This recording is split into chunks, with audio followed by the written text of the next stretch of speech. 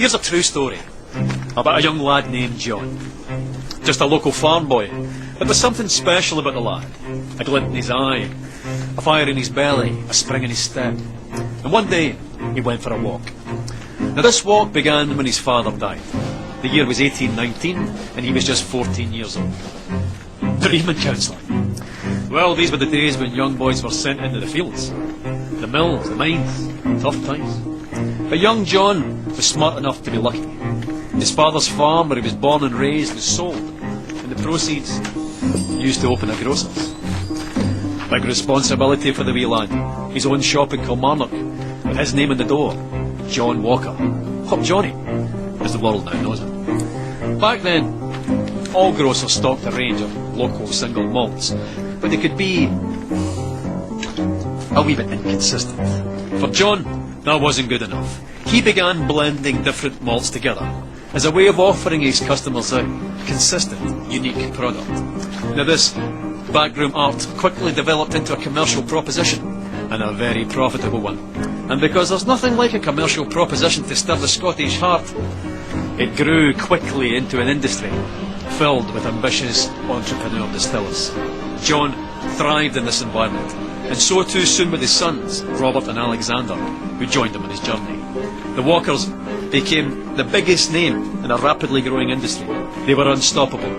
In one bold bit of 19th century corporate raiding, they bought the famed distillery at Cardew, lock, stock and ensuring their supply of this silky single malt, and guaranteeing, more importantly, that none of the other big blenders could get their hands on it. But young Alexander wasn't content with being Scotland's biggest blender.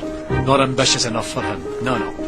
He convinced the ship's captains of Glasgow to act as agents for him, and drove the whisky bearing his father's name across the globe. By 1860, he had developed the square bottle. Now, with a label at an angle of precisely 24 degrees. No big deal, you might think, but you'd be wrong. The square bottle meant less breakages and more bottles per ship. The diagonal label meant larger type, and together that meant Johnnie Walker had unmistakable presence on any shelf in the world. The bottle became an icon, and the rich liquid it contained sought after and consumed across the globe. Quite a character, Alexander Walker. Master of the blender's art, ambitious, uncompromising, Mr. Walker. It was John's grandsons, George and Alexander II's turn to join him on his journey. They led the brand into the 20th century. By 1909, they had developed the iconic red label and black label, and persuaded Tom Brown, the best young illustrator of the day, to sketch a striding man in a napkin during a business lunch. In the stroke of a pen, the Victorian grocer was transformed into an Edwardian dandy. By 1920, Johnnie's walk had taken him through 120 countries, and he continued walking through the brand's advertising over the next 50 years, into the fabric of global culture, deep into the dark hearts of several wars, to the pleasure palaces of the aristocracy, immortalised by screen legends, celebrated by filmmakers, singers, songwriters, novelists, shoulder to shoulder with the great sportsmen of the age, winning countless international awards for quality, and even being awarded the Royal Warrant by King George V. No going back after that. Not that going back would even have occurred to Johnnie, or any of his family.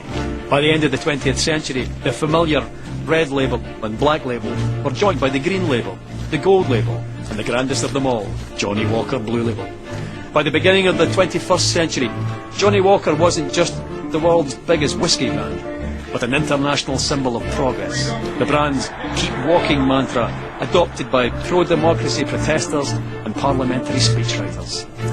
What would the farm-born Victorian grocer have thought of all of this? He'd have loved it. A Victorian farm-born grocer he might have been, but he and the family that followed him were possessed by a fiery ambition with the skill and intelligence to match. 200 years later, and Johnnie Walker's still walking, and he's not showing any signs of stopping.